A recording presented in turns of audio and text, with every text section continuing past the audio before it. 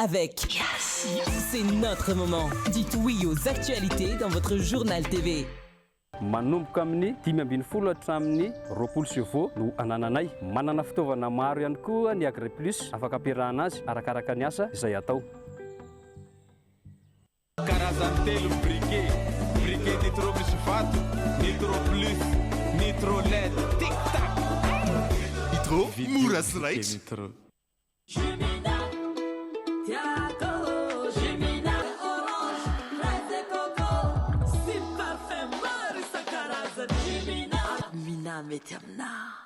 Manolotra ho anao ny vaovao. Salama tompoko, tonga soa tamin'ny Pegasus e. Zahay dia mamokatra kidoro vita avy amin'ny mosy. Tena mateza, voanja fiafy. Manolotra anao ny vaovao.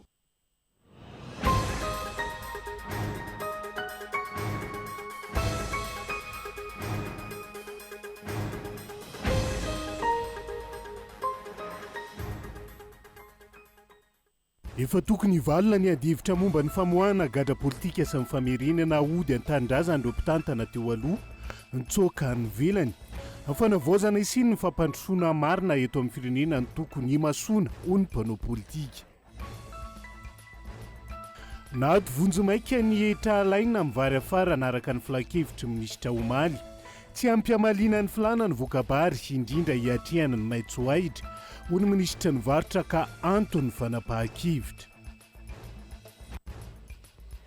Tsy manisy olana amin'ny fifandraisan'i Madagasikara sy Rosia ny filohan'ny voamerany raharaham-bahiny eo anivon'ny anteny mera-pirenena Frantsay.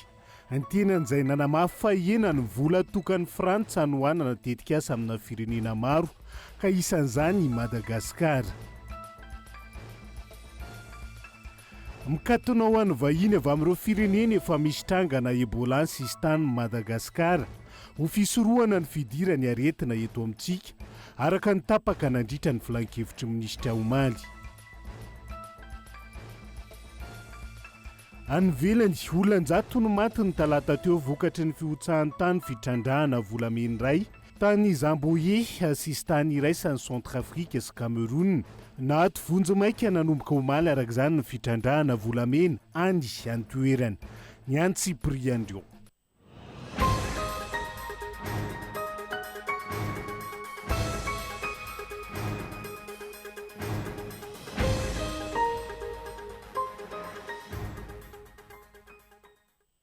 Agasitrana trany ianao tsy misaraka amin'ny fitalavitra kolo amin'izao oro izao tonga soa atao anatin'ny fotoana ny fampilalamba-vao manasa anao avy hatrany hanaraka ny Antsiprian'izay.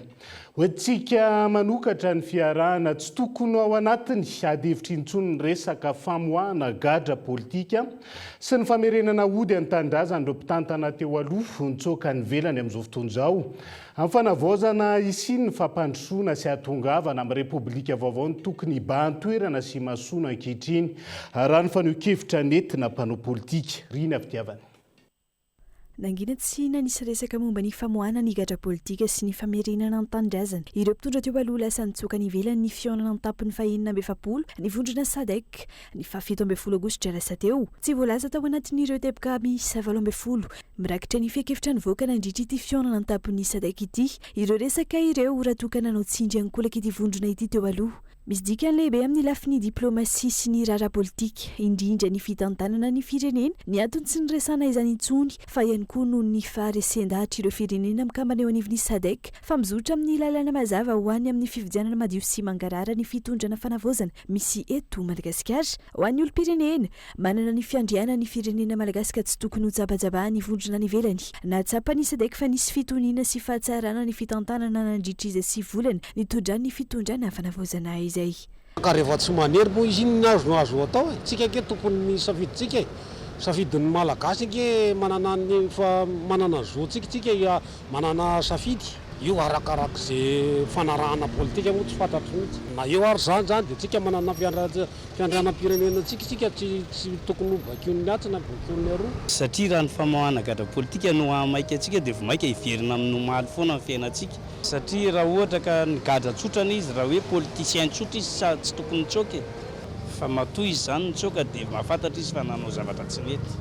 Rehefa nieritreritra izy ka nahita ny tena fahitsian'ilay fitondrana dia tsy nanao pression intsony satria nieritreritra izy tamin'ny voaloha fa tsy handeha mahitsy le fitondrana fa zao zany rehefa hita ny fanahitsy le mpitondra niova le fitondrana marina rehetra voalaza dia tsy nanao pression intsony izy raha mifahalalako anazy. Tsy ao anatin'ny andefitra ifandresendahatra intsony resaka famohana gadra politika sy famerenana ireo nitsoaka ny ivelany raha amin'izao toedra raha-pirenena izao ho ny mpanao politika. Ka tsy préoccupation an'zareo intsony aloha ny resaka hoe gadra politika ve saina satria izy zareo a ny reconnaître de fait le pouvoir de fait agnefa ny reconnaître avan'ny SADC hoe Andriamato Mikaela zany président fa manome recommandation hoe miazaka zahingana amin'ity satria manahirana anay ianareo a fa zahay maika mity ny zavatra tianay atongavana zay tsy mieritreritra zao fa hoe refondation natao a fa hoe ho vaoaingana miditra amin'ny ordre constitutionnel vaovao ianareo izy izy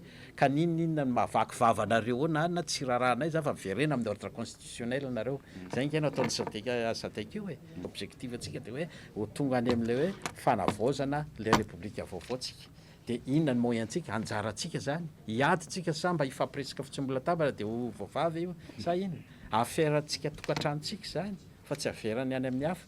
Efa nazava ny teny filohan'ny fanavaozana sy ny praiministra fa tsy misy gadra politika eto amintsika fa voadasina mimpontsy noho ny fantokan-dalàna no misy ka tsy maintsy ampiarina amin'ny lalàna. Entitra ihany koa ny filohan'ny fanavaozana nanambara momba ny fialan'ny ireo mpitondra teo aloha teto Madagasikara nitsoaka izy ireo fa tsy nisy nandroaka raha ny fanazavana. Efa voapirofo androany ny fisian'ny fitoniana sy ny filaminana ary resy lahatra amin'izany na ireo vahiny azy ny atoto samy kitsipo ny fikaonan'om-pirenena andraisan'ny malagasy rehetra anjara ny ahafahan'ny malagasy manohy ny fiariana andavanandro sy ny fahafana manatsara izany sy anabevo ny toe-karem-pirenena ny anavaozana ny sehatra ny fampianarana ifanaraka amin'ny vanim-potoana misy ary ny fahafahan'ny malagasy misitraka tolotra ara-pahasalamana sahaza izany no tokony ho ady hevitra ary tsy ho tokony ho voatariky ny mpanao politika sasany amin'ny fitadiavana tombotsoa manokana sy ny fitadiavan-tsezan'ny malagasy.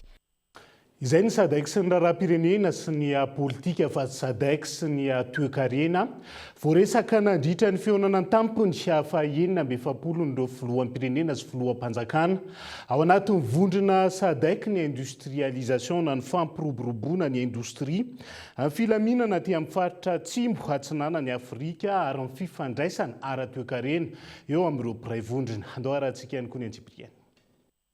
Fanatsarana ny fiara-miasa eo amin'ny samy firenena mikambana ahafahana mandroso miaraka. Ny fantohana io tamin'ny fihaonana tampony 970 an'ireo filoham-pirenena sy filoham-panjakana ao anatin'ny vondrona SADC oharina amin'ireo olana misy isaky ny firenena toa ny Madagasikara. Teo amin'ny lafiny ara-toe-karena izay isan'ny tazona anjara toerana lehibe nandritra ny fivoriana. Ny arahan'ireo mpizaika nandinika ny fomba entina mampivoatra ny fotodrafitrasa misy aty amin'ny faritry ny SADC. Anisan'ny zava-dehibe ihany koa ary fanambaran'ny kolonel Randrianirina Mikael ny fanodinana eto an-toerana ireo vokatra ara-pambolena sy ny vokatry ny arena-kibon'ny tany ahafahana mampandroso ny rojo-piarina. Ny fifanohanan'ireo firenena afrikana anatin'ny SADC izay ahafahana manome asa ho ana tanora maro sy mampitombo ny arika-reny ny firenena tsirairay. Amporosina ihany koa ny firenena mpikambana hanamora ny fifamezivezen'ny vokatra ao anatin'ireo firenena 970 mpikambana tsy hampisy sakana eny amin'ny sisintany araka ny nomafisina nandritra ity fihaonana ity. Amin'ny mahavondrona mirona bebe kokoa amin'ny resaka varotra sy toe-karena azy aty amin'ny faritra atsimo atsinanan'ny Afrika ny SADC dia nametraka lamina ahafahana mampitombo ny fifandraisana ara-barotra eo amin'ny samy tany mpikambana ireo mpivorona nandritra ity fihaonana tampony ity ka tanjona io fanamorana anatin'ny fanaharan-dalàna sy fanajana ny lamina misy isaky ny firenena io eo anatin'izay fanalalahana izay. Eo amin'ny lafiny fizahantany nametraka fifanarahana antsoina hoe SADC Tourism Univisa ireo firenena 970 mivondrona ao anatin'ity SADC ity tanjona ny sin'ny viza regionaly izany hoe viza tokana hanamora ny fifamezivezena ao anatin'ny tany samy misy mpikambana hanomezana aina ny tontolo ny fizahantany. Mbola handalo ny ratification amin'ireo firenena mpikambana ity fifanarahana ity mialohany ampiarana azy na izany samy naneho ny mahazava-dehibe ny fametrahana io ny ankamaroan'ireo mpanatrika. Voaresaka nandritra ity fihaonana tany Durban Afrique du Sud ity ihany koa ny momba ny vehivavy sy ny tanora. Ny antso fanamafisana ireo lalàna sy ireo rafitra miaro amin'ny herisetra eo amin'ny tsy fitoviana ny SADC. Namporisihana ireo firenena mpikambana anatevina bebe kokoa ny lafiny fanofanana ny tanora sy ny fampandraisana anjaran'ny vehivavy eo amin'ny fampandraisana andraikitra na amin'ny lafiny toe-karena io politika ary ny sosialy ary tokony hametraka ny fomba fijeriny amin'ny hoe ny vehivavy sy ny tanora ivo sy apinga ho an'ny fampandrosoana fa tsy mpitazana nampandray anjara ravaka fotsiny. manoloana ny fianaky ny valanaretina ebola nanaitra ireo firenena mpikambana nandritra ity fiorana ity ny amin'ny tokony andraisana fanapa-kevitra enjana amin'ny fanaraha-masony sistany tsy hiparitahan ny valanaretina voatona manokana tamin'izany Repoblika Demokratika ny Congo noho ny fabetsahany tranga ao amin'ity firenena ity. Miantraika sy mahakasika ny Madagasikara ireo teboka rehetra ireo amin'ny mampikambana feno ny Madagasikara ao anatin'ny vondrony SADC toy ireo firenena 10 hafa. Tsy ireo teboka roa nanonana ny Madagasikara sy miparitaka amin'ny hainao manjery sy resahan'ny mpanao politika eto an-toerana ihany araka izany no mahakasika ny Madagasikara fa eo ihany koa ireo fehi-kevitra entina mampandroso ny firenena tsirairay sy ny rafitra atsimo atsinanan'ny Afrika. Ny fahatanteran'ireo fehi-kevitra tamin'ity fiorana an-tampony 2020 ity izay antoka ilazana fa tsy ny politika ihany ary tsy izay loatra no antom-pisian'ny SADC fa ny fanamorana ny fifandraisana eo amin'ireo firenena mpikambana anatsarana ny toe-karen'ireo firenena 70. Nato vonjamaika ny etra 520 alaina amin'ny vary afarana araka ny tapaka nandritra ny filan-kevitry ny minisitra Omaly tsy ampy hamalina ny filana eny amin'ny tsena ny vokabary eto an-toerana indrindra ao anatin'ny fiatriana ny maitsoahitra hoy ny minisitra ny varotra na izany aza tsisy ny fanafarana gaboraraka ary mandalo fankatoavan'ny ministera avokoa ireo mpandraharaha mpanafatra vary rano fanazavana tsara Soarvelo. Nato ny filakevitry ny ministra vonjimaika ny abatsiranana 20 sy ny hetritra TVA 10 amin'ny vary afarana anamafisana ny famantsina ny antsena sy soroana ny fiakaran'ny vidim-bary indrindra hiatrehana ny vanim-potoana ny maitsoahitra. Fanapa-kevitra vonjimaika aloha ity noraisina Omaly ity raha ny fanazavana tsy maintsy fenona amin'ny vary afarana ny fahampangana eo amin'ny famantsina ho ny ministry ny varotra na izany anjara ny fanjakana ny mametra ny abetsahan'ny vary afarana tsy sy ny fanafarana gaboraraka. Mbola tsy ampy ny vokatra eto atoerana ny vokabary zany etitsika amalina ny filan'ny mpanjifa amin'ny resaka fanjifana varika noho izany dia mbola misy ny gap na koa ny fatrana entana izay tokony afaratsika mba afahatsika mamaly ny filan'ny mpanjifa dia nilay mesure noraisina dia ny fanaovan'ireo mpandraharaha mpanafatra vary ny fampahafantarana mialoha ny ministera ny varotra rehefa manana amin'izay vinavina anao fanafarana izany izy ireo na koa amin'ny teny vahiny hoe procédure de déclaration préalable d'importation.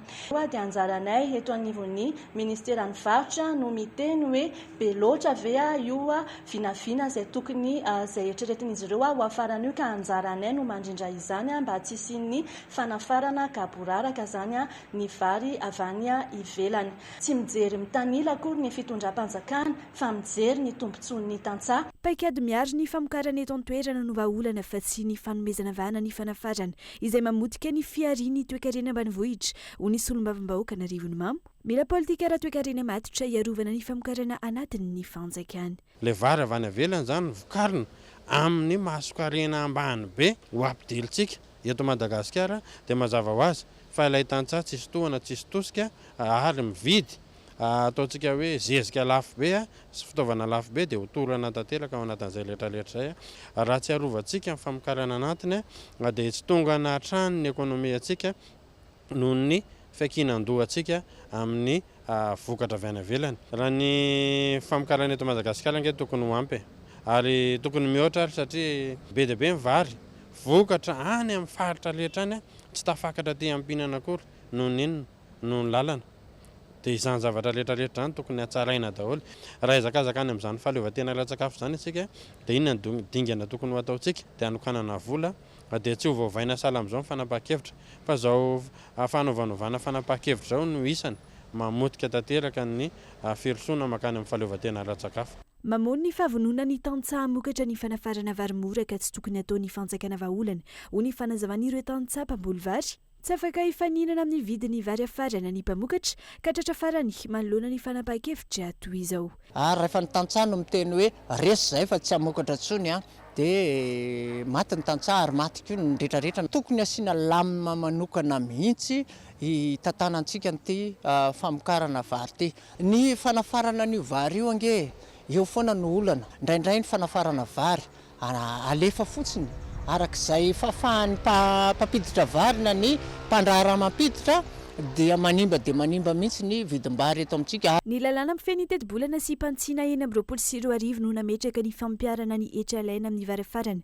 ampihenana ny fiankinan-doha amin'ny fanafarana vary sy hanamafisana ny fifananana eo amin'ny famokarana vary eto an-toerana Ratsahivina. Manafatra vary mandrindra ny 7 hetsy taonina isan-taona sika. Mahatratra mahery ny 4 hetsy taonina ny vary nafarana tao anatin'ny enim-bolana voalohany tamin'ity taona eny amin'ny 24 ity raha ny fanazavana trany.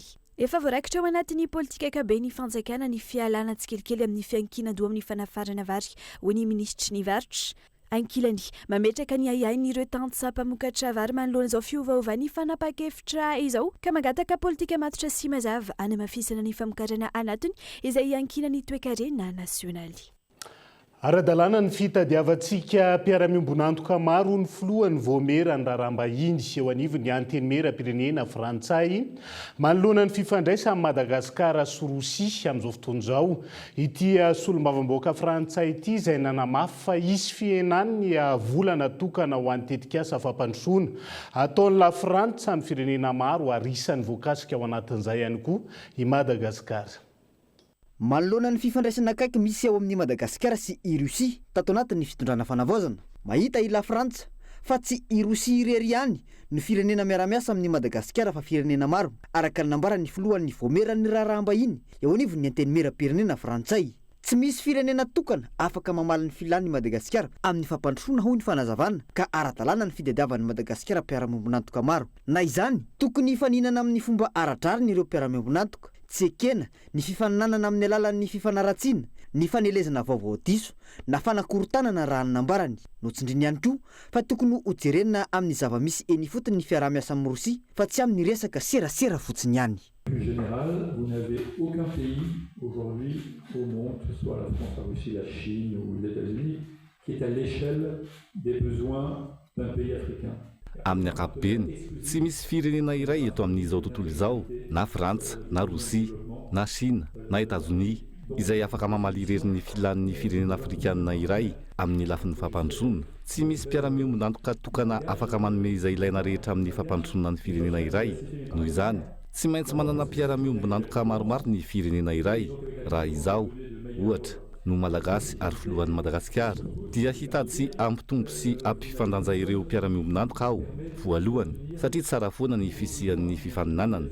Rehefa misy fifaninanana dia afaka mahazo safidy sy tombotsoa tsara kokoa ianao ary indrindra araka izay nolazaiko teo tsy misy firenena afaka mamaly ny filanao rehetra.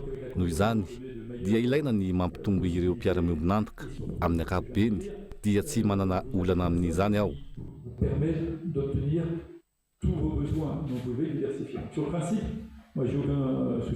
Ankoatra izay, nanena ny teti-bolana tokana ho an'ny fanampiana ny fampandrosoana na ny aide au développement ireo firenena matanjaka. Anisan'ny nampiatra izany i Frantsa noho ny toedra raha misy maneran-tany izay andraisina anjara amin'izao fotoana izao. Nanambara ny filohan'ny komisiona misahana ny raharaham-bahiny eo anivon'ny antenimera Frantsay ity izay tonga eto Madagasikara amin'izao fotoana izao fa ampihena ny fanohanana ara-bola alefan'izy ireo amin'ny tetikasa mifandray amin'ny fampandrosoana izany. Hisy fiatraikany amin'ireo fandaran'asa ny AFD na ny Agence Française de Développement eto Madagasikara sy maneran-tany. Je l'ai déjà dit, je le répète là, effectivement, il y aura des baisses et ça va impacter un certain nombre d'associations qu'on a vu avant-hier. Efa nolazaiko izany teo aloha ary averiko eto indray hisy tokoa ny fampihenana ny teti-bola. Izany dia hisy fiantraikany amin'ny fikambanana maromaro tahaka izay hitantsika roa andro lasa izay. Ny tanjona dia ny hitadiavana loharanom-bola hafa afaka manonotra izany fihenana izany saingy mety tsy dia avy amin'ny volam-panjakana intsony ireo loharanom-bola ireo. Mila mitady fomba hafa hamatsiana ara-bola ny asa sosialy sy ny hetsika fampandrosoana isika. Momba ny fangatana famafana ny trosan'ny teleferika nataony ny filohan'ny fanavaozana naneho ny fomba fahitany manokana ny ho mety ho toy ny raharay ity solombavambaoaka Frantsay ity fa azo inona ny sy ny fifampidiniana ary mety hisy ny fanapa-kevitra ho raisina ao arin'izay raha ny nambarany. Tokony ambidirina ao anaty fandaharam-pianarana ny sehatra ny fitrandrahana harena kibontany. Malagasy ihany koa no tokony ho maro anisa ao anatin'izay sehatra ny fitrandrahana harena kibontany izay. Isan'ny sosokevitra natolotra ny firaisamonim-pirenena io nandritra ny fanokafana ny fokonan-doha momba ny fitrandrahana harena kibontany tamin'ity androany ity. ny 20% ny fitrandrana arena kibony tany no tsy manaraka ny lalàna na informel raha ninambara ny firaisamonim-pirenena raha tsy laza afatsy ny 5 taona farany. Eo ny fisian'ny kolikoly ny fitrandrana sy ny fanondranana antsokosoko ka isan'ny mamotika ity sehatra stratezika ity tao anatin'ny taona maro. Zava-dehibe ny fanavaozana ny lalàna amin'ny feny arena kibony tany sy ny ezaka fanatsarana napetraky ny fitondrana fanavaozana isian'ny mangarahara sy ny fampanarahan-dalàna ary ny tamberina andraikitra ho iantrany ny firaisamonim-pirenena. Na izany aza tokony 20% miantsehatra amin'ity fitrandrana arena kibony tany ity eto amintsika dia ho mpiasa malagasy avokoa ho vahaolana amin'ny famoronana asa sy ampiroborobo ny loharanom-bolam-panjakana ho ny avy ao anivo ny firaisamonim-pirenena. Ny fifanojona ny filana any amin'ny sehatra ny arena kibony tany sy ny programa mpampianarana satria lasan'ny olona vahiny ny matavy amin'ny asa, lasan'ny vahiny ny matavy amin'ny ataoko hoe ny tsena ao anatin'ny sehatra ny arena kibony tany. Misy tompona andraiki-panjakana moa eto maheno dia hoe ny resaka angovo zava-poana ny hoe transformation raha tsisy angovo eto amin'ny tany sy ny firenena satria tsy afaka anodina n'izany hoe ho lasa any amin'ny matière première na industrie automobile ny nickel raha tsisy angovo matanjaka eto amin'ny tany sy ny firenena. Tafiditra ao anatin'ny lahara-pahamehana ao anatin'ny politika mpanjakana ny resaka arena kibony tany. Tanjon'ny fanjakana ny hampisitrana ny malagasy ny arena nanantsika. Antony tokony iarahan'ny vahoaka eny fotony sy ny mpisehatra ao anatiny andray ny andraikitra tandrify azy hiadina amin'ny fandikan-dalàna sy hanatsarana ny fomba fiasa. Satria ireo ataontsika contribuable ireo vahoaka mandohetra ireo le misitraka tokony hisitraka ny ataontsika ristourna sy ny vokatry ny azo avy ao amin'ny fitrandrahana ny arena kibony tany zany tokony hiaraka amin'ny conduit daholo ao anatin'izay mba ahafahantsika mamoaka na manatsara ny code minier, mamoaka ny lalàna sy ny didim-panjakana décret sy ny sisa mety texte rehetrarehetra ahafahana manamboatra aloha fa ny fanatsarana koa avy eo mba anafoanana mihitsy ireny mpitrandraka na mpisehatra izay tsy manara-dalàna rehetrarehetra reny. Natomboka androany ary toeram-pitso ny fikanandoan'ny firaisamonim-pirenena momba ny fitrandrana ny arena kibony tany. Tanjona ny adikevitra sy ny hifampidiniana momba ny fijerenan'ny olana eny fotony sy ny fanolorana vahaolana amin'ny tontolo ny fitrandrana arena kibony tany eto Madagasikara. Mikatona ho an'ny vahiny avy amin'ireo firenena efa misy trangana Ebola ny sistany Madagasikara ho fisorohana ny fidirany aretina eto amintsika amin'izao fotoana izao. Fanamafisana ny fepetra ara-pahasalamana eny anivon'ny sistany izay tapaka nandritra ny filan-kevitry ny minisitra omaly. Voarara vonjimaika ny fidiran'ireo olona avy amin'ireo firenena ahitana valan'aretina Ebola, manao fanambaram-pahasalamana avokoa izay olona rehetra na vahiny na tena tamin'ny malagasy tonga eto Madagasikara. Voamarina fa nandalo tato anatin'ny 20 andro farany tamin'ireo firenena misy ny valan'aretina Ebola ireo. Ary maso ara-pahasalamana avokoa ireo pandemiditra eto amintsika. Tsy mbola tafiditra eto Madagasikara aloha ny Ebola fa ao amin'ny Repoblika Demokratika ny Congo sy Uganda no tena voa hatreto. Ary isorohana ny fidirany no antony nanamafisana ny fepetra hoy ny fitondram-panjakana efa mailo ary samy nandray fepetra kosa ny firenena ty antsinan'ny Afrika toa ny Tanzania, Kenya, Rwanda, Burundi ary Ethiopia. Aretina mandoza mandringana ka tsy azo atao sangisangy na atao hoe sode satria tsisy kasobosy izy. Hafa le teo aloha nisy kasobosy kamotsany tena raro tokoa raha ohatra ka tonga dia ohatrany hoe tsy midika hoe zany tsika miavona miatsika fa tsika miaro satria raha ohatra ka hoe zay olona ray avy any no apiditra aretina andringana tsika ray mianakavy eto dia manahirana ihany zay. Le izy ne sady fiarovana ho an'ilay vahoaka amin'ny fiarovana ho an'ny firenena ohatran'le tamin'ny Covid-19 reny raha vao mitaraiky kely fotsiny le izy dia tafiditra le zavatra dia izay mahazava-dehibe azy. Dia mety mihitsy mifampiarana le izy aloha amiko. Le Ebola zany tena arety mandoza mitovitovy amin'ny Covid sy ny le peste reny. Ny fomba iarovana le izy aloha mety satria mba iarovana ny tsirairay hoe tsy hiparitaka le izy. Aretina mifindra teraky ny virus ny Ebola mety ho tonga amin'ny fahasarotany ny fitsaboana ary mety hiteraka fahafatesana ratara ny fanatonana tompo-pahasalamana, miatomboka amin'ny tazo mahery ny fambara aretina, mitarika avizanana sy fahalemena hatramin'ny fanantenana ny ozatra sy ny tonontaolana ary ny aretin-tenda miaraka amin'ny fandoavana, fivalanana sy fanantenana kibo ary tsy fahazotokomana. 520 hatramin'ny 10 ny taham-pahafatesana amin'ity valana aretina ity any amin'ireo firenena afrikana ahitana ny tranga. Nisy namoaka mialoro lisitra mirakitra ny vokam-panadinana baccalauréat tontolo iara omaly raha toka tamin'ity androan'ity no tokony hamoahany izany. Hita tao anatin'izay ny moyenne sy ny fanamariana tsy fahafahan'ireo mpiadina rehetra tany any toerana Esperanto Marsonette tontolo iara no mitatitra ny antsiprian'izay. Niteraka asa vorovoro te tontolo iara ny fivoahan'ny valim-panadinana baccalauréat 2024 niaraka tamin'ny moyenne sy ny fanamariana fahafahana na tsy an'ireo mpiadina rehetra ho an'ny faritany Toliara mialohan'ny fotoana tao amin'ny tambazotra tserasera omaly alarobia.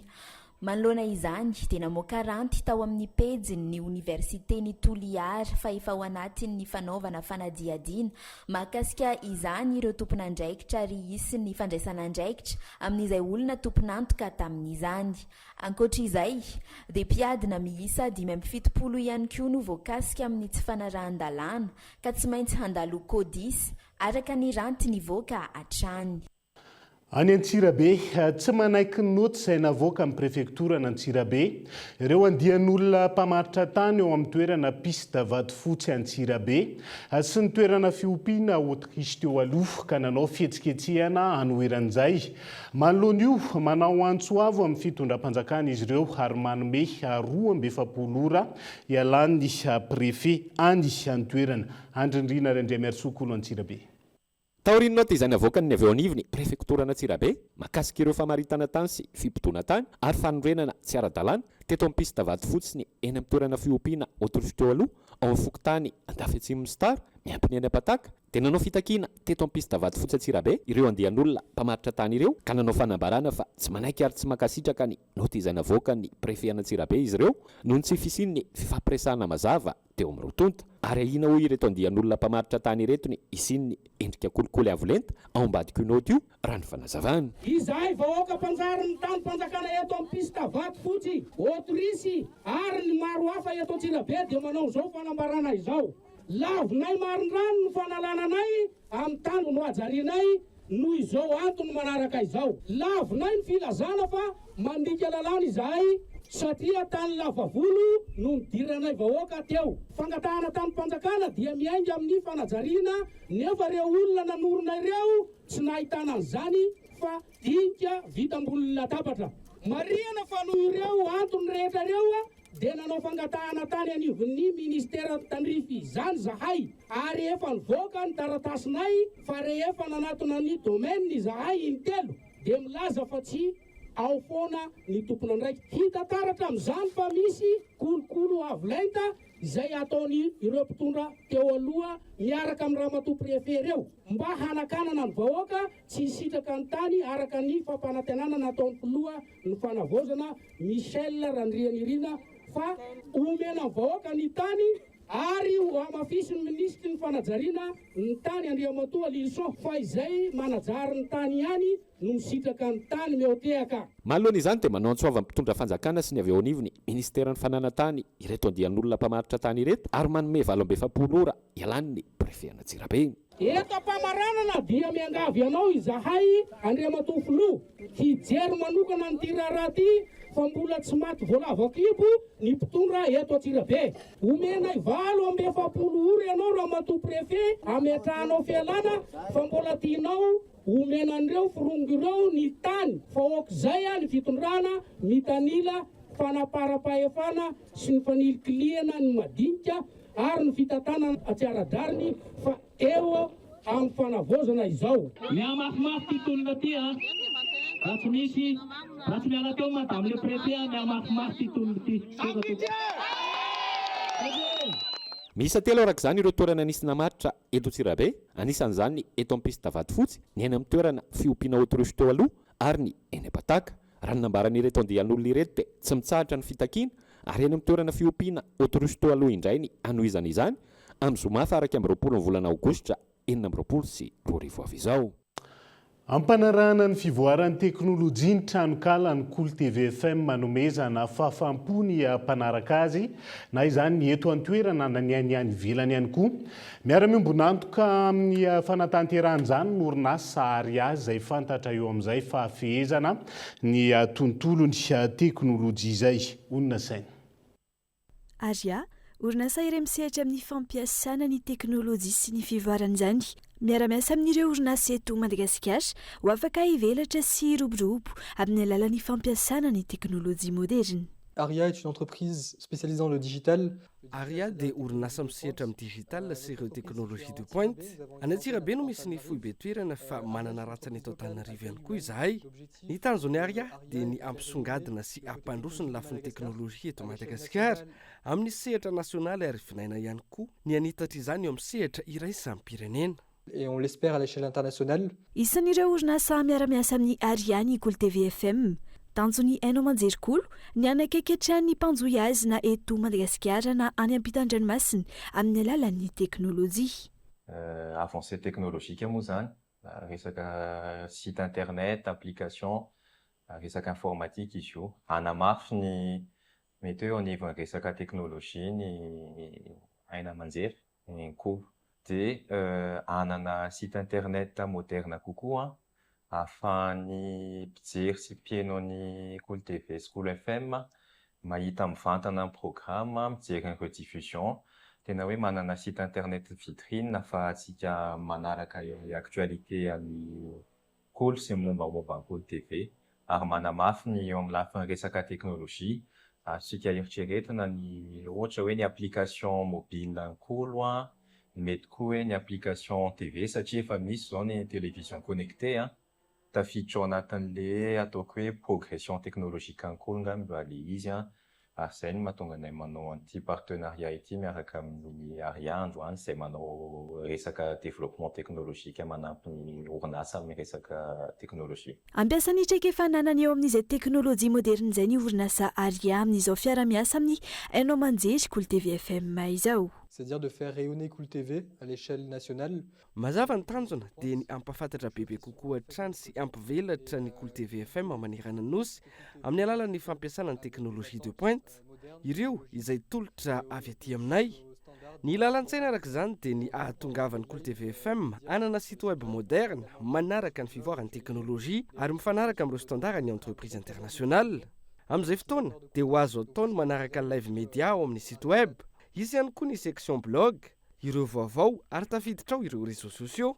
Noho izany dia ho canal de diffusion an'ireo mpampiasa ny Cool TV FM izy io, izany hoe fitaovana mahomby sy manandanja ho an'ny Cool TV FM. C'est un réel outil stratégique pour Cool TV aujourd'hui. Arak'izay no tontosaina androany ny fifanovantsoa ny mpiara-miasa teo amin'ny orinasa Aria sy ny Cool TV FM. Dia izay ihany koa no entsika miampita ao anaty doka vetivety aza misaraka amin'ny Aria.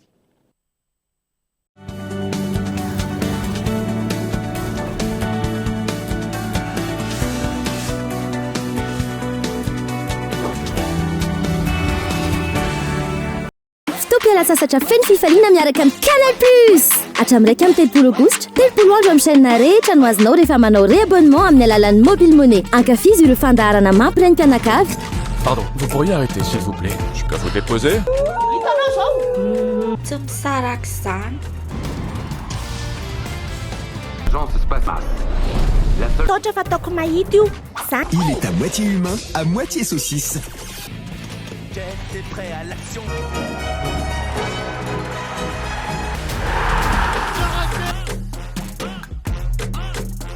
Aza tara azy, aloha avy amin'ny alalan'ny mobile money indray abonnement anao, fa 30 andro amin'ny chaîne rehetra neny ho azy hoe.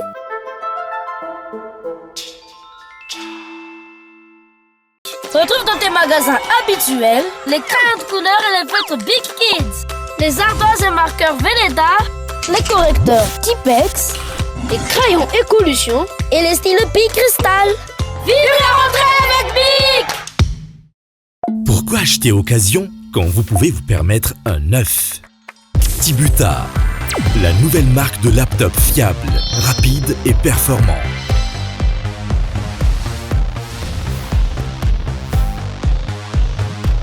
Tibuta. Vous aussi, vous pouvez vous le permettre. En vente chez Cosmos, distributeur Uditech.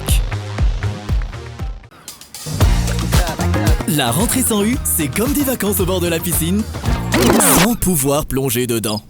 Heureusement, elle a tout précommandé sur super-u.mg. Préparez tranquillement la rentrée depuis votre transat. Précommandez les fournitures en quelques clics parmi plus de 1000 articles disponibles sur super-u.mg. Mais on vous donne aussi rendez-vous en magasin pour profiter d'un large choix de produits pour une rentrée bien préparée. Nos équipes préparent tout pour vous avec soin au prix le plus juste. Et en plus, jusqu'au 13 septembre, à partir de 10 articles achetés, vous participez à la tombola pour gagner 1 an de frais de scolarité jusqu'à 800 000 arrières de la part de U, Yoplait et Sodim. C'est ça, une Fabtins. Commerçant autrement. Les soldes d'hiver sont déjà là chez Cosmos. Du 27 juillet au 23 août, prix cassé allant jusqu'à 40% sur plusieurs articles dans tous les magasins Cosmos. Et plus d'une 50aine de produits. Les soldes d'hiver avec des prix cassés allant jusqu'à 40% sur plusieurs articles, c'est chez Cosmos du 27 juillet au 23 août. Premier venu, premier servi. Attention, stock limité. Cosmos, votre partenaire de confiance. Napetraka isika malagasy mila mamokatra aingana sy tsara ny mpamokatra araka izany. Eo am'sehatra ny fambolena sy ny fiompiana dia lasa fitaovana tsy afa-misaraka amin'ny fambolena ny motoculteur. Miainga hatrany amin'ny fiasana ny tany zany hatrany amin'ny fanodinana ny vokatra. Faritra maromaro Madagasikara no efa mampiasa ny motoculteur Agriplus.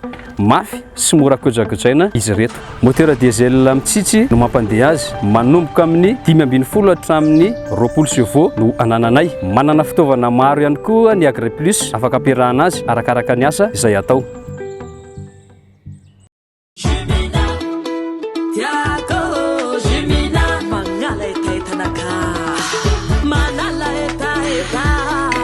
Itanao mpivarotra rehetrarehetra meilleure qualité mitondra vitamine C. Ny goût-tegna naturel tsy pirate fa tegna réel. Parfait orange, fraise et coco sy parfum maro isan-karazany. Avy agny Europe amle tegna top. Mina mety amina.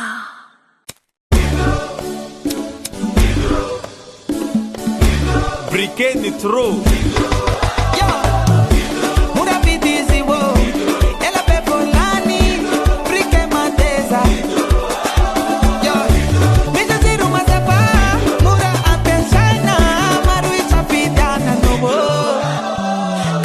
Telo briquet Nitro misy fato, Nitro plus, Nitro LED, tic tac.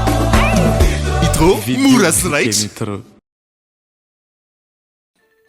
Salama tompoko, tonga soa tamin'ny Pegasus e. Zahay dia mamokatra kidoro vita avy amin'ny mosy. Tena mateza, voenja fiafy. Manitsy azy ndamosina ary manampy amin'ny fitsaboana azy.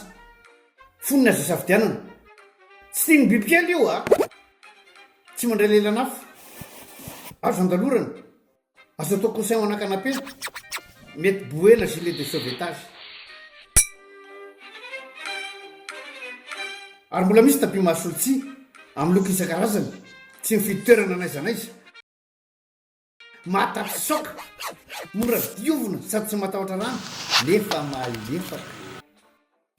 Pegasus koa dia mbola manana canapé sady fandriana ary isolant thermique. Le mampangatsiatsika ny atotrano amin'ny andro mafana sy miazona ny hafanana amin'ny andro mangatsiaka. Dia tonga varaliana fa misy refzetiny e.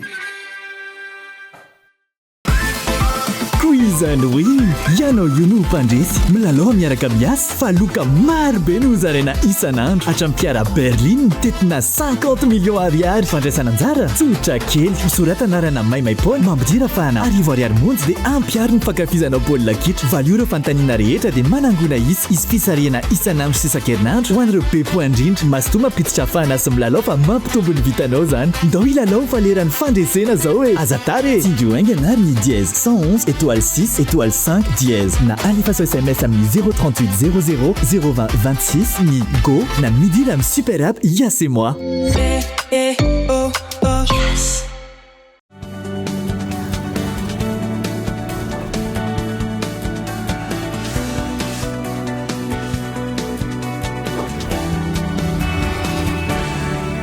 Mamelona ny arabatra ny tomboka lasitony tonga sondray atao anatin'ny tapany faharoa amin'ny fampalalam-bavao amin'ity ala ity. Itombo 10 alina metatra toratelo isan'andro ny rano vokarina eto Antananarivo sy manodidina. Aorian'ny fanamboaran'ilay tobim-pamokarana rano vaovao ao Amoronakona hoy ny minisitry ny rano.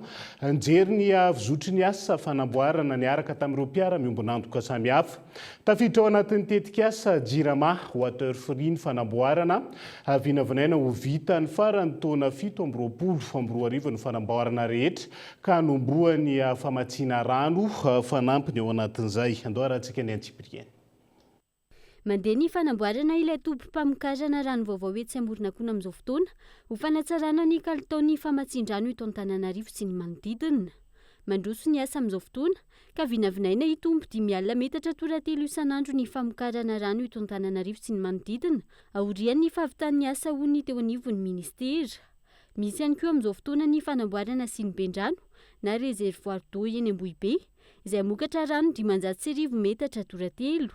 Efa mandeha ihany koa ny fametrahana tuyau fantsona mirefy 320 kilometatra izay amatsiana Analamahitsy, Ambohibe sy ny manodidina. Efa nanomboka ny ny olandrano. Marina fa mbola misy ireo toerana izay miantso anay hoe tapaka indray ny rano fantatritsika fa ao anatin'ny fotoanany mahitantsika amin'izao fotoana izao. Na izany zany efa maro ireo toerana efa nanomboka nazo rano ary tsy mijanontsika.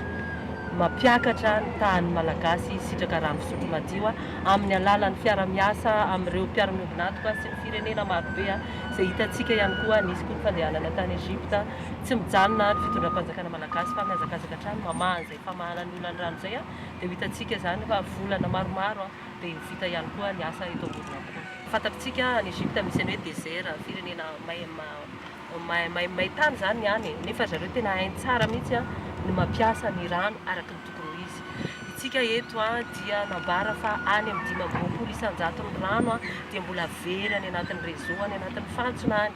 Izay aloha ny anankiray izay hoe zahantsika tena mbola ezaka be izay ahatsolona ny fanarenana an'izay satria efa teneniko foana misy ny fanorenana tsy ara-dalàna eto andrenivohitra ny trano ny olona etseroa manimba an'ireny fantsona reny tsy fametsiny moa tsika efa. Misy ihany koa ny fanentanana amin'ny tsy fanarinarina rano fotsiny fampiasana ny rano araka ny tokony izy. Mamatsy ity tetikasa ity ny vondrona Européenne sy ny Banque Européenne d'Investissement. Tanjona ny hanatsarana ny famatsian-drano amin'ireo faritra rehetra voakasika. Ankoatra ny fanatsarana ny famatsian-drano, miatrika fanamby hafa ihany koa ny orinasa Jirama amin'ny famatsiana herinaratra amin'izao fotoana. Raha nahitana fihenana ny fahatapahan-jiro tany amin'ny faritra sasany, tsy ho foana vetivety kosa ny délestage eto Madagasikara. Délestage tsy ho foana amin'ity taona ity akory. Fa délestage kosa dia ho foana tsikelikely fa tsy ho vitantsika indray mandeha na zany efa nisy ny zavatra fepetra izay niraisin'ny fanjakana ny amin'ny ary fanampiana Jirama zany ho fanampiana koa mazava ho azy ny vahoaka manontolo dia mikasika fampiasana ny tako zao ohatra fampiasana an'ireo milina mandeha amin'ny gazoil izay misy fantaniana goavana izy ireny nefa dia mindraisina isaky ny feno fepetra ahafahana mandatsaka orana dia manao an'izany ny Jirama mba hampihena ny fampiasana ny ireo solika ary ampitomboana ny fampiasana n'ireo barazy hydroélectrique. Tafiditra anatin'ny politika ny fitondrana ankehitriny ny famahana ny olona ny jiro sy rano eto Madagasikara. Fitakiana teny an-kianja na tonga ilay hetsika ny alakamisy 20 septambra ity olona ny jiro sy rano ity ka taon'ny fanavozana ny Repoblika Vaindodara. Nanomboka androany ny fanamboarana ny tetikasa plateforme multimodale logistique et portuaire de Toamasina. Ao amin'ny Port-Sac 3 izay manana velaran-tany mirefy 1.0 hektara. Anatin'ny fokotany tsara kofafa ny tanan-dava Toamasina faharoa no hanan-tanterahana ny tetikasa. Ity foto-drafitrasa ity izay tafiditra anatin'ny drafi-panitarana Seranatsambo ny Toamasina. Brudora Seta. Miroso ny asa tanterahany orinasa Spaty Toamasina amin'ny tetikasa PMLPT na ny plateforme multimodale logistique et portuaire de Toamasina. Anisan'ny asa voalohany sy manan-danja anatin'izany ny fanorenana giratoire eo amin'ny lalana voarapida. Izany no natao hialana amin'ny fahasahiranana amin'ny fidirana sy fivoahana eo amin'ity toerana ifamezivezeny ireo fiarabe mpitatitra kontenera ity. Aritra 10 herinandro ny fanatotosana ny asa fanorenana ity giratoara ity. Tagnatin'ny appel d'offre zay natao moa zagny dia ny orinasa Colas no nahazo zay asa izay dia manomboka androany zareo no manao an'izay asa zay. Dia ny asa voalohany natao zareo moa zany araka ny hitantsika io magnano ny sondage géotechnique dia miaraka amin'ny implantation an'ilay asa. Ato amin'ny côté ato zany no isan'ny parking zay amboaritsika zay mazaka eo amin'ny 500 camion eo. Dia raha ohatra ka zao zany le configuration misy amintsika eto dia tsy le camion avakagny avy agnaty port zany dia tsy tafandalo ato izy fa tsy maintsy mihodigny agny aloha agny zay vao izy miverina. Le avato koa zany tsy maintsy magnano an'izay dia agny izy voalohany. Zay zany natonga hoe asiantsika an'izay giratoire na rond-point zany izy io eto mba le camion boaka avy agnaty port avakagny zany izy dia eto izy mivily dia mamonjy an'le parking ato. Na le izy avy agnaty parking avakato raha ohatra avy agny amin'ny raid 2 izy dia mandala avy amin'le parking aloha izy andeha agnaty port zany ato izy mandala amin'le parking ato mahazo ok avy agnaty port izy dia vao mandalo eto ny emprunté an'le giratoire dia vao miditra agnaty port amin'le voie rapide zay efa kelikely sy vita. Ny fahavitany ity tetika asa PMLPT ao Antanandava ity izay heverina ampihenany fitohanan'ny fifamoivoizana sy andamina ireo fiarabe manodidina ny 300 isa mivezivezy isan'andro ao amin'ny serana Tsambo. Ankoatr'izany, hiteraka asa maro ho an'ny faritra ihany koa ity tetika asa ity. Hita ao anatin'izany toeram-piantsona mahazaka fiarabe miisa 500, ny faritra andraisana sy tehirizana kontenera ary ireo fitoerana logistika momba ny angovo izay amaly ny filan'ireo mpanjara ara-toekarena. Lafomba vao hafa mandalo fasahirana ireo mpamboly orge any amin'ny faritra tony ao amin'ny commune Anjoma Manandrina amin'izao fotoana izao. Isan'ireo commune ambanivohitra miankina amin'ny famokaran'izany any ankamaroan'ny tantsaha any an-toerana. Efa nandritra ny taona maro no nambolen'izy ireo orge ka nahavitan'izy ireo ny ary sy nampianajanaka ihany koa. Ankehitriny sahiran-tsaina izy ireo izay tsy maintsy nampiena ny velaran-tany novolena ankehitriny. Andao rahantsika ny Antsipriana. Ny iba ny fiainan'Andriamangazavy, Roland, Tantsaha, mpamboly orge ao amin'ny commune Anjoma Manandrina hatramin'ny nisin'ny olana teo amin'ny orinasa Malto izay mpandray ny vokatra amboleny ka nanakelezany ny velaran-tany namboleny. Milaza izy fa miatraika mivatana aminy ny fiainana andavanandrony ary ho an'ny fianakaviany izany. Misy tena fiatraikany goavana lehibe tokoa aminay satria moa ny zavatra misy dia ty orge ty no azo lasaina hoe anisan'ny tena aina ny Tantsaha ty satria ny antony dia izao ny maha anisan'ny hoe zava-dehibe ny Tantsaha ty orge ity dia ity ihany zany no tena mba hoe voly avitra ty aminay. Mihalatsaka zany ny fiainanay tena latsaka dia latsaka mihitsy satria tena mahatsiaro malahelo ihany zany izahay aty satria ny vidiny orge moa dia fantatsika fa somary mihena. Dia na zao mpamboly zao tamin'ity namboly 30 ara no famboleko dia lasa nataoko 10 ara fotsiny ny vokatra zavatra fiakarana vokatra fiakarany ny zavatra halaina aminay Tantsaha zay. Ny atahoranay zany rehefa kelikely rehefa vokatra izay fianana distafa ohatra zay dia hanjaka aminay indray ny asan-dahalo izay tena goavana indrindra ty aminay satria dia misy mampitefotefo anay Tantsaha ty ambanivohitra zany asan-dahalo zay. Manamafy ny aiainy ihany koa i Mama Belle, mpamboly orge aman-taonany maro ao amin'ny commune Anjoma Manandrina. Sahirana indrindra amin'izao fanomanana ny fidiran'ny mpianatra izao sy ny hoaviny ny tontolo ambanivohitra vokatry ny tsy fisian'ny asa sy ny fidiram-bola ka mety hiteraka tsy fahandriam-pahalemana goavana any an-toerana. Misy fiatraikany bebe aminay ny fiainan'ny tenany orge satria noferana ny velaran-tany ambolenay nefany ity fambolena orge ity no tena fotom-pivelomanay. Ny fambolena orge no miatoka ny fampidirana mpianatra. Na zao ny zanako rehetra dia ity orge ity no miatoka ny fidirany. Amin'izao nefany nahena dia nahena ny velaran-tany nambolenay. Tena maty izahay Tantsaha satria ity orge ity no fotom-pivelomanay. Ka rehefa ahena ty dia tsy maintsy hoe mihena aby ny fidiram-bolana rehetra fa ny anay zany tena atinasa ity fambolena orge ity. Hiatraika tanteraka aty amin'ny fiainanay Tantsaha ny fiakaran'io rehetra io dia rehefa mba azo atao dia mba ahenao indray mandeha io fa sy ny tsy fantatray moa zany momba ny malitao sy ny orinasa fa ny anay tatsaha ny fantatra anay no mahatatsahanay dia ny anay ny fantatray hoe tena miatraika tanteraka ty aminay zany satria na ny tany tokony ho volainay zao a na hena ny tany na ivelara-tany rehetrarehetra iny zao najanona aby tanika na ny fandriam-pahalemana aza mampatahotra anay noho ny fiainany ity satria tsy anasa ntsony ny akamaroanay satria tsy mitovy ny fidiram-bola anay dia lasa miteraka problème. Efa nisy ihany ny fampanantenana efa ny ray aman-dreny efa nijery télé zay dia nahita ny filoha efa nanome toky anay ny amin'ny fambolena mpamboly orza dia miangavy indrindra ny andriamatoa filoha Jaina Mikael Andrenirina mba hoe jery akaiky sy mbola hany mba hanatanteraka zay efa zavatra efa voalazany izay fa efa nisy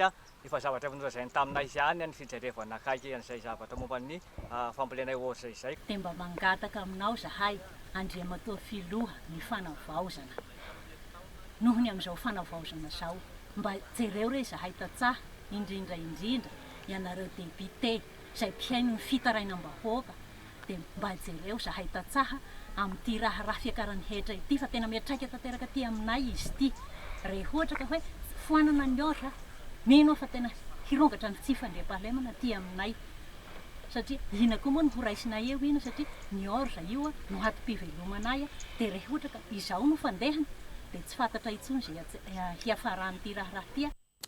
Fanatomboka ny asa fanarinana ny trano fidiovana sy fivoahana ao amin'ny bloc ditra Ankatsoainy taorian'ny fangatahana izay nataon'ireo mpianatra. Mandray an-tanana ny fanatanterahana ny asa ny fiadidina ny fanavaozana ny repoblika. Anjery mivozotry ny asa ny teo anivon'ny ministera ny fampianarana ambony sy ny tompon'andraikitra avy eo anivon'ny université n'Antananarivo. Fanamboarana izay toy amin'ireo trano fonena amin'ny mpianatra manodidina. Andao arahantsika izay fanampanazavana. Anisan'ny antony na tonga fitakiana ny atao hoe filana fototra. Toy izany ihany koa ny famahana olana sy ny endrika entina manavao ny ety amin'ny campus universitaire dia atomboka amin'ny filana fototra maha olona ihany koa. Izay no ahitana an'izao fanarenana ny toeram-pivoahana sy ny toeram-pidiovana ho an'ny mpianatra aty amin'ny campus Ankatsoainy izao. Mijanona eto Ankatsoainy ny asa fa hitohy amin'ireo cité universitaire sasany izay manodidina ety. Fanarenana aloha izao no tena atao fa tsy misakana velively ny fananganana vaovao izay samy efa ao anatin'ny tetikasa avokoa. Teny amin'ny commune Tsiafam-Batofotsy indray no nanantanterahany fikambanana vehivavy malagasy miara-miainga nietsika fivarotana fitaovana mpianatra amin'ny vidiny mirary tamin'ity androany ity. Manala ny fahasahiranany ity etsika ataon'ny VMM-ty ireo ray aman-dreny teny an-toerana. Mitohy hatrany ny etsika fivarotana fitaovan'ny mpianatra karakarain'ny vehivavy malagasy miara-miainga na ny VMM nahazo ny anjaran'ireo mponina ao amin'ny commune Tsiafam-Batofotsy tamin'ity anio ity manomboka mividy sy manangona fitaovan'ny mpianatra ireo ray aman-dreny amin'izao fotoana izao na dia eo aza ny fahasahiranana mianjady. Androany izany eto amin'ny commune Tsiafam eto amin'ny fokontany Ambatofotsy fivarotana fitaovan'ny mpianarana amin'ny vidiny mirary fanampiana fanamavanana ny ray aman-dreny izay miatrika amin'ny fidiran'ny mpianatra. Vehivavy malagasy miara-miainga dia manampy antsika satria dia alaina amin'ny vidiny eny amin'ny grossiste ny entana dia amidy amintsika amin'ny vidiny tahaka izay ihany koa tsy angalana tombony fa atao mirary ho antsika dia fanampiana antsika indrindra manamaivana amin'ny fivezivezena ihany koa raha hiakatra any amin'ny ville. Maro ny ray aman-dreny amin'ilay vidiny mirary hita zany ray aman-dreny hoe mividy tsikelikely efa mandeha moramora ny fividianany. Manamaivana ny fahasahiranana amin'izao fampidiran'ny mpianatra izao ny etsika toy izao raha ny nambaran'ireo ray aman-dreny. Azo jifaina ao anatin'ny etsika karakarain'ny VMM ity daholo ireo fitaovana rehetra ilaina fa tsy voatery miakatra tanan-dehibe intsony. Maro amin'ireo ray aman-dreny no efa zatra manjifa ny fitaovam-pianarana mirary avy amin'ny fikambanan'ny vehivavy malagasy miara-miainga. Zay aty ambanivohitra hitako tena manampy anay satria efa nanontany prix maromaro tany zay. Hitako hoe misy tombony zany ho anay satria zay mila maromaro manko. Satria raha ny amintsena zao mety anaky 2 paquet ny azoko tamin'ny volana etiko teo. Nefa zao nahazo 3 paquet. Mividy tsikelikely satria le vola tsy ampy. Fa zay aloha zao zaka ny volako androany. fa raha misy fotoana zao manaraka ohatra hoe raha akaikana ety ohatra hoe raha tanjom-bato na misy ohatra be enja mety mbola anentsika ivery ohatra manaraka. Efa mpividy eto foana izay isa-taona dia efa mahazatra ilay izy efa mandeha vaovao foana hoe efa isindray ilay fivarotana kahe dia ny anay rehefa misy remise fotsiny io na kely ary dia efa mety aminay foana satria au lieu dia toto any amin'ny ville hividy any a dia moa vola koa rehefa misy dia tonga dia vidiana izay ananana aloha. Le fahasahiranana efa irahana malala dia rehefa manam-bola dia vidiana tsikelikely efa nomanina hoe androany ilay fotoana dia izay teo am-pelatanana dia efa vidiana aloha izay azo. Ie, misaotra andry zareo mihitsy aloha manao an'ity isa-taona fa manampindray aman-dreny amin'ilay fahasahiranana amin'ny fampidirana amin'ny mpianatra. Amin'ny 20 Aogositra ho avy izao, eny Tanjombato indray no sitraka ity hetsika fitaovam-pianarana amin'ny vidiny mirary, iarahana amin'ny vehivavy malagasy miara-miainga ity. Nosokafana tamin'ny fomba ofisialy androany ary haritra 3 andro ny festival Sambo Vonno 2024 izay tanterahana ny Bealanana amin'izao fotoana izao. Dia be namakivaky ny tanàna no nisantarana ny hetsika ny maraina teo izay nentina nanehoana ny kolontsaina sy ny mampiavaka ny faritra. Nanatrika ny fotoana no tompon'andraikitra avy amin'ny sehatra miankina sy tsy miankina amin'ny fanjakana niaraka tamin'ireo mpiara-miombonantoka eto an-toerana sy any ivelany ihany koa. Ambohi-piona ny vahoaka avy amin'ireo komuna roapolo mandrafitra ny distrikany Bealanana ny tampon-tanàna androany nandritra ny fanokafana ny festival Sambo Vonno 2024. Namaly ny antso ireo fikambanana solotena avy amin'ny sehatra samihafa nanotrona ity hetsika ara-kolontsaina lehibe ity dia be namakivaky ny tanàna no nisantarana ny hetsika ny maraina izay nentina nanehoana ny kolontsaina sy ny mampiavaka ny faritra.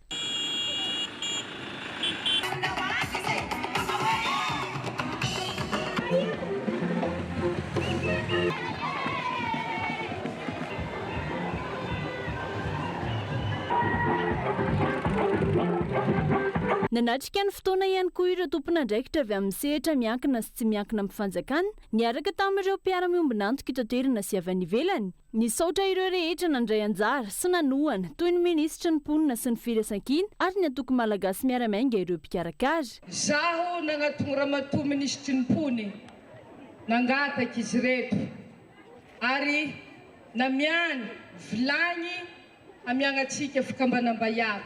Eko ny antoko malagasy miara-miainga nagnamiako atsika reto fitaovagna govety sio reto natambatambatra ke jiaby ndesintsika hanaovana lokany vakodraza. Ka eto manolotra fisaorana amin'ny ramatoa minisitry ny mponina sy ny firaisan-kina sy ny avy amin'ny antoko malagasy miara-miainga tsy nagnadigno vaokany Bealanana misy nagnamia regny maillot regny eo jiaby zay fitaovagna entitsika. Saotra tompoko. Fototra amin'ny fampandrosoana ny firaisan-kina sy ny fifankatiavana eo amin'ny samy vahoaka. Hita taratra izany tamin'ity festival Sambo Vonno ity. Marihina fa haritra 3 andro ity festival any Bealanana ity ka hetsika maro no andravaka izany. Anisan'izany ny fampisehoana ataon'ireo mpanakanto, fifaninanana ara-panatanjahantena sy ara-kolontsaina ary hetsika fampirantiana samihafa.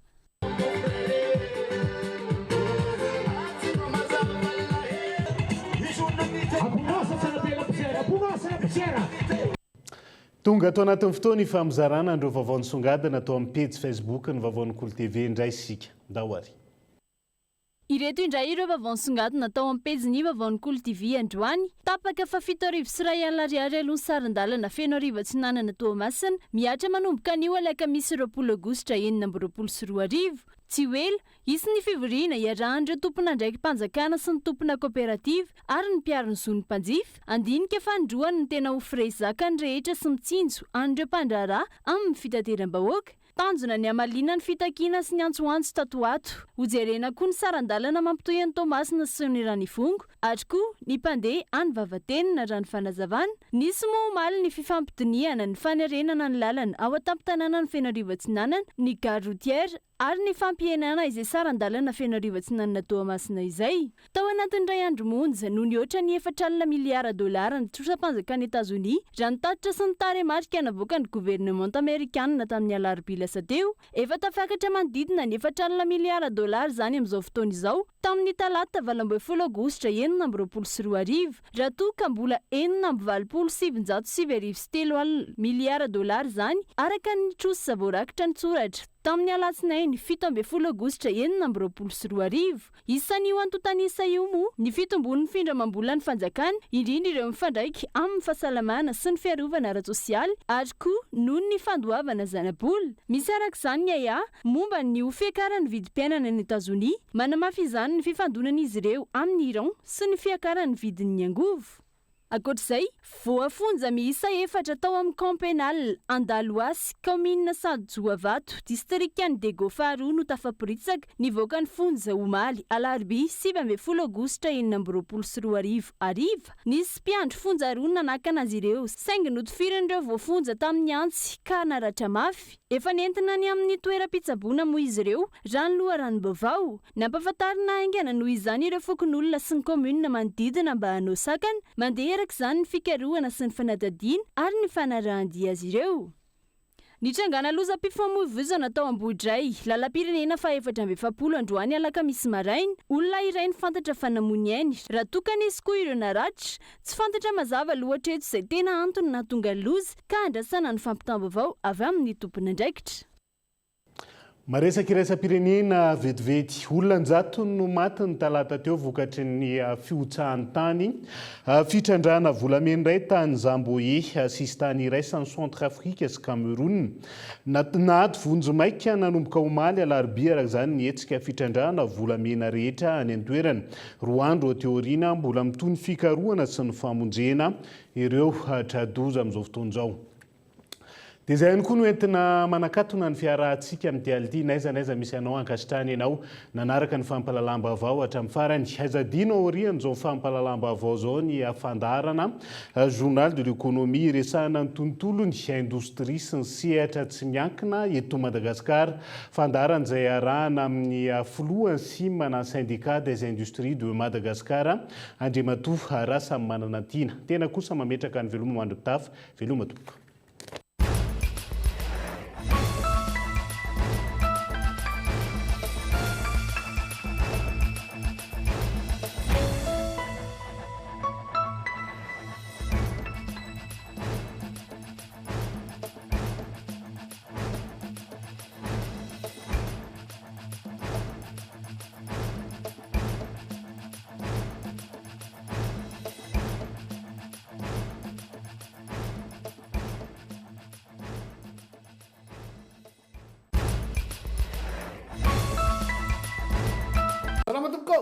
Tonga soa tamin'ny Pegasus e. Zay dia mamokatra kidoro vita avy amin'ny mosy. Tena mateza, voanja fiafy. Za présenté ny vava. Manomboka amin'ny 520 hatramin'ny 20 chevaux no anananay. Manana fitaovana maro ihany koa ny Agri Plus afaka ampiarahana azy arakaraka ny asa izay atao. Karazany telo briquet, briquet nitro misy vato, nitro plus, nitro LED, tic tac. Nitro mora sy raitra. Nitro. Jumina, Tiago, Jumina, orange, fraise et coco, style parfum maro isan-karazany. Jumina, mina mety aminà. Nanolotra ho anao teo ny vaovao. Avec Yes, c'est notre moment. Dites oui aux actualités dans votre journal TV.